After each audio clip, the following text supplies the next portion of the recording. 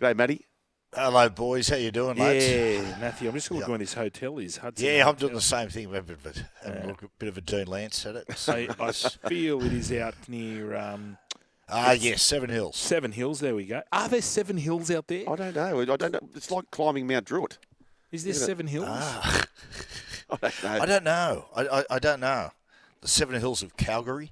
I don't know. Well, anyway. How are you, Matty? You good? Yeah, going good. Sure, how about you, mate? Mate, I'll tell you what, I'm hitting the wall this time of the year. We're just about there. Boy, oh boy. Oh. I don't know how the players feel, but I'm cactus. Did Tony's help? Bill and Tony's. Tony's was good. Yeah. William and Anthony was good. Oh, Claude, good man. It was Great fantastic. Man, it's great food. Great man. I tell you, Matty, who's not running on a treadmill? It's the Penrith Panthers. How fresh do they look? It's a good, mate. Geez, they do so much right, the Panthers, in the last 5 years, and one of which is crucial, is ensuring that they're fit and firing and fresh when September comes around, and they've done it. Something, mate. Like, there's a few people we've been talking about this quite a bit. You know, like just how fit they look, mate. They're just powering away. Look, boys, the moment they cracked into the 8. I've said to some people, I just don't know who beats them. I look at this Final Four, and honestly, I'm not going to go so far as to say I think they're certainties, but I just don't know who can beat them. I think they beat Brisbane this week in Brisbane. Well, agreed. The one thing What's the kryptonite? Well, the kryptonite, the kryptonite for Penrith, and we spoke about this a couple of weeks ago. You got to play the flat man. They scramble so aggressively. The front lead. And we said you got to hit the lead, right? So they present a mirage, and you saw a couple of times where Canterbury thought they could get around them, and then Brian To'o with his double defence, they push him over the sideline. You have to play the lead. Yep. They hit Preston, he goes through, finds Galvin. They hit Preston, he scores himself. They hit Sherry on the lead. You have to play the lead on them. Yeah. Yep. There was they did a couple of really nice little diversion plays on Blaze, and defensively they got it wrong. The other thing you do with teams that scramble really well and get numbers in a tackle, you can use that against them. Like, we talk about that shot mentality. You start at a middle, and then you work the ball to an edge, and create a pretty good threat so that they just rush numbers there, and then, quick play the ball and just hit them over the other side of the field. So there's times that when you play sides like Penrith, you've got to play them in sequence. You've got to beat them in 2 or 3 plays. You just can't have a shot at them, then reload, another shot. They just eat that up.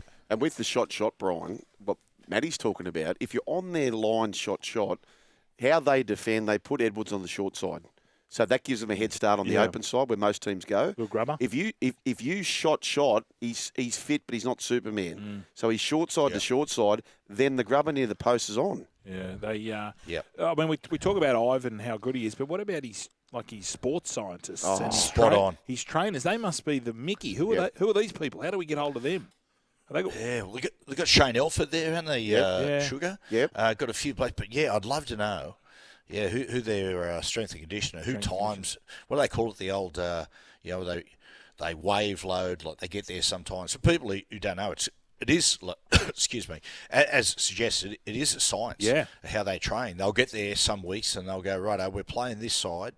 Righto, we've got their measure. We're going to trade them hard that week. And then we've got, coming up against the Broncos 1 week, you go, right, let's take our hands off them. And that's why with really good sides through the year, sometimes you just got to be careful for what is true form. Like you see, like historically Wayne's sides would do this. Wayne would train them really hard about 6 weeks out from the finals and then take his hands off them in the last 2 weeks. So oftentimes those great Broncos sides, going into the last couple of rounds, people are saying, they're not really firing, they're not really on top of their game. But then it's just purely the training they've been putting into them. And also, they do it in the games too. So you might be flying. I didn't know this, but they got all this data, because they've got the GPS in the back of their jerseys. So in the old days, it was all done on site. He's missed a tackle, right, get him off, can't get back on site. But they look at these markings or this data. For example, if Liam Martin's, it looks like to us, why'd they take him off the field? He goes, well, he's hit his limit. So you got to get him off because they're preempting that missed tackle because he's at his maximum. Wow. So it's a different game. And Fletch, and like you saw him the other day, how sharp Penrith were, and how fresh they were. What's interesting, and we've spoken about this before. If you want to back a side through a year, just have a look at their draw, right? And watch them how they go. Night football, night football, night football. Then they've got a day game. Just back them, no matter who it is. Yep. Back them for the day game, because a couple of things is that playing night football in slippery conditions, even when it's wet, and saw the Penrith do that against the Warriors in week 1, is that not only is it harder to grip the ball and it really makes you focus a lot harder, but the fact is and it sounds absurd, you don't burn as much energy because not everyone's moving that crisp, if that makes sense. Yep. Do you know what I mean? Like, as opposed to that game, when you see the Broncos versus Canberra, day football, not only is the ball tacky and they're moving the ball around, everyone's moving faster. And it just, you have to exert so much more energy. And that's why the week after you saw Canberra, and we'll question, can they get up for it? Well, they couldn't. They'd hit the wall. You know the other thing, which I had never thought of until Matthews just said this, you know the other thing to be a factor, we get jet lag, right? These players are going to bed every night at 8 o'clock, 9 o'clock. When all of a sudden you're now playing a game at 8 o'clock, so therefore you're not leaving the ground at 11 o'clock or whatever it is, and then you're getting home, and that's also got to throw you out compared to a day game where you can just keep the same rhythm. That has to be a factor. Yeah, I always put it down to a day game other than the weather. Yeah. You're up. You know, you're not usually at a night game. You're in camp. Yep. And you'll have a big lunch. Yep. And then you'll go back to your room. You watch Crocodile Dundee 3, and you'll just sit there. And then, whereas a day game, you don't have time for that. So your body, you're already up for it. Yep. Spot on. Yeah, spot on. You're up and you're away. Yeah, you're into it. Can I ask you too, but you blokes played like massive training games. it's a bit like training in the gym compared to training at night. Yes. When you're in the morning, you're up and at 'em. And the other one too with night football, for a lot of guys that have head noise, yes, like they burn themselves out of gas all day. Like I listened to Hindy the other day. He was chatting on radio about it. He said, I've heard him say this to us, Fletch. He said, I hated game day. Yeah. He said, I hated game day. He said, not so much the game, he said, but just second guess myself with everything. You know, did I train hard enough? Am I eating the right stuff? Am I 100% fit? Is that niggling calf? Mate, it was exhausting listening to it, let alone have to experience it. I would love to kick off at 10:30 in the morning. Would you? Get it done. Just get it done. Okay, just on that then, boys. This is a question for both of you who have played these big games both day and night. There's going to be a lot of chat grand final week, no matter what, about one team having, which will be the Storm or the Sharks, having 2 extra days over the Panthers or Broncos. Yes, yeah. So everyone's saying that's an advantage. Could it also be a disadvantage where there's one team who's now got to wait 9 days thinking about a grand final? Like, maybe not. Maybe not? I don't think. Maybe if you do have head noise. Yeah, that's what I'm saying. Yeah, if you're one of those players. But I think they're all professional now. What do you think, Matty? Yeah, look, it's an interesting one. For some, like I quite enjoyed short turnarounds. Right. Particularly coming off ref football, Fletch. Like, if you play an Origin or a Test match, I want to play the next day, or 2 days later. I found if you have a long turnaround off games like that, I found it more difficult than just getting out there the next day. I understand like grand final with 5-day turnaround. I will say this, boys. Right, this is a point we're just talking about as far as day football versus night football. You saw Penrith the other day, so super sharp with their passing and everything because they come off a wet weather game in New Zealand. So they're moving across the field million miles an hour, just accumulating points so quickly. Their best half of the year, probably the best half by any side. But this Sunday they're going to play. They're going to play day football against the Brisbane Broncos. Now, that'll be 2-day games in a row, 2 high-speed games in a row. I'm telling you, the 5-day turnaround for the Broncos and for Penrith is going to be a significant factor, in my opinion, because it's a day game. They're going to be moving that quick. They're going to be exerting that much gas. I think the Friday night game, Sharks and Storm, I do truly believe whoever wins that game is going to have a significant advantage. Wow, okay. Hey, Matty, rolling the dice big time this time of year. They've got the Broncos, the home side. They've rolled out Adam Reynolds, fresh up. The Storm, home side. They've rolled out Jerome Hughes, fresh up. Now, we're not going to know until the game's over whether it was the right call or the wrong call, but what's your gut say? Jerome is a huge X factor whether he plays. Look, if he takes his place in the side, then you're fairly confident he's going to get through the 80 minutes because from what I hear, they're going to line Nelson up against him at training and run at him, and as he'll have pretty decent fitness tests going into the game. So if he plays, I'm confident he gets through it. He gets through the game.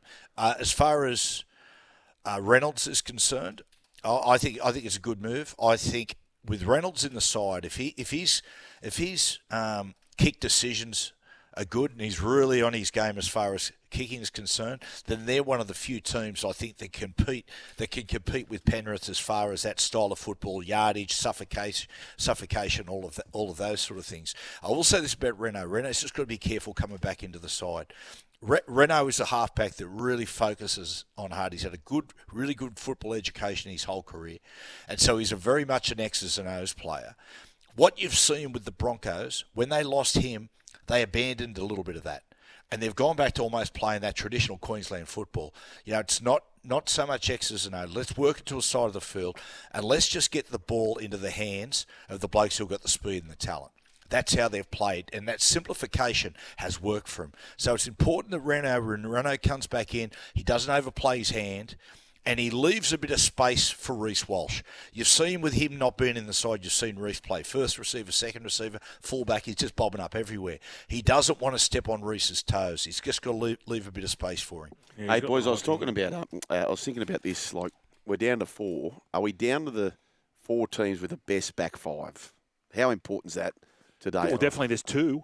Yeah. Definitely there's the Penrith and Sharks. Yep. Sharks are just as good as Penrith. The Melbourne Storms. I mean, but they're hot. Without saying. Yeah. But the amount of work that those Sharkies play is so important, though, isn't it? Like, just nailing that back massive. 5.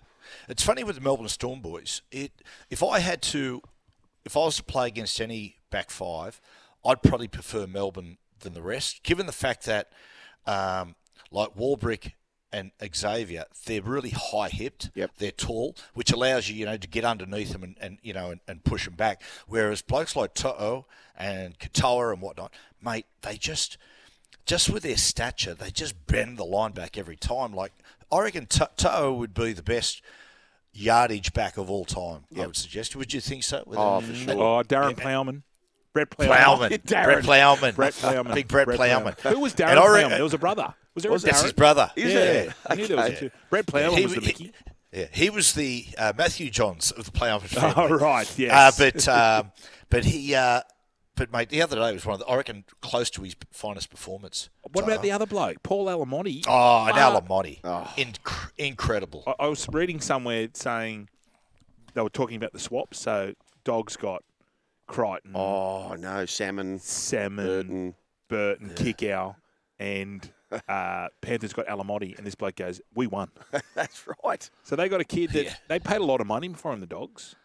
A lot of money. Yeah, they did. Mate, he's an amazing story. Mate, they're still paying him. Paying him. Yeah, I believe so. Oh, that's good shopping. Yeah. Wow. Mate, but Nathan, like all those blokes, we keep talking about they keep shedding players, yet they keep winning. And there was a feeling this year was going to be the tipping point.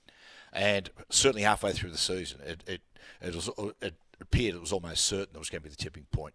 But the crucial thing is that their halfback just keeps getting better.